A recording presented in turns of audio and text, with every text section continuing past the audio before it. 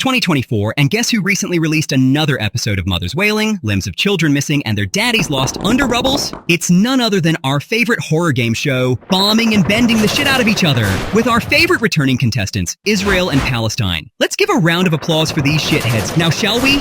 Which of these assholes has the right to own this shitty piece of land? Israel's waving their Bible like it's some property deed, and Palestine's like, we were here before your ancestors even thought of this place, you dimwits. Why the can't they just share it if one person can't have it? No one man can have all this power. Bet, well, one man does have all this power, and that's the Pow Pow sellers and the Kaboom CEOs. Before we get into all of this, let's start with a little story. Once upon a time, there was a land, ancient history, biblical claims, and modern geopolitics all collide here. This area has been the world's favorite football, screwed by Egyptians, Romans, Ottomans, and the British, who, in classic British fashion, left behind a mess when they exited. The beef started when Zionism popped off in Europe, and Jewish folks started pulling up in Ottoman Palestine in the late 1800s and early 1900s. The local Arabs were hella pissed about Zionism, mainly because they were scared of getting their land snatched and being kicked out. In the midst of all these mad confusion comes the Great Britain, with their great behind of destruction and two-faced piece of shit attitude, co-signing with the Zionists in 1917 with the Balfour Declaration, promising to back the creation of a Jewish state and still trying to flirt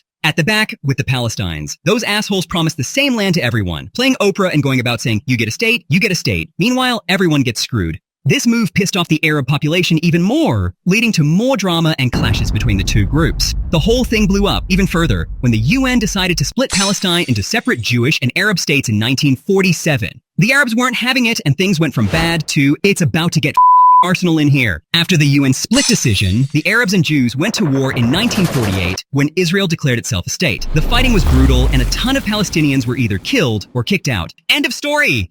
Ha! Over the years, there have been more wars, uprisings, and peace talks, and the beef is still as hot as Kim K after removing some of her implants. Let's get real. This conflict really isn't just about land. It's about identity, religion, security, and a lot of stubbornness. Each side has its narrative. Israelis emphasize their historical and religious connection to the land and want to feel safe in their homes, while Palestinians point to their continuous residence and the displacement they suffered and want their own state and an end to occupation. Both sides have legitimate grievances. So on one side, you have Israelis going about their lives in bustling cities like Tel Aviv, enjoying their tech startups and blonde titties only at beach parties. On the other side, you have Palestinians in Gaza dealing with checkpoints, economic hardship, and the occasional airstrike. It's like living next door to a rock concert you didn't buy tickets for. Hell yes, the situation's only gotten more complicated.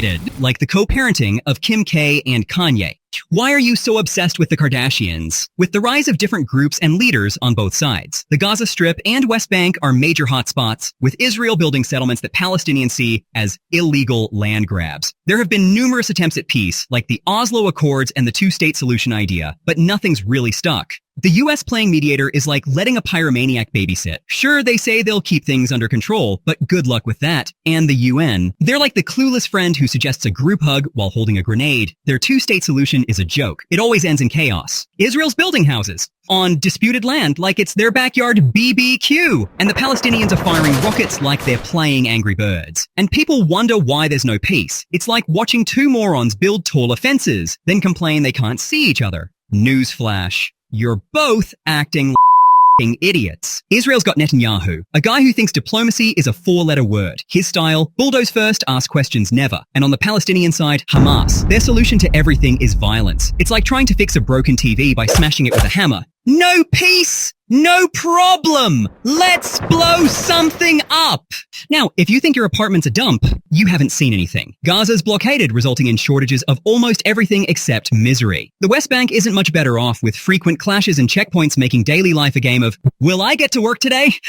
Meanwhile, Israeli citizens live in a country with a booming tech industry and a high standard of living but constant security concerns. Sirens blaring from rocket attacks, that's just another Tuesday. Remember the hairy scrotum ball grabbing Pow Pow owners?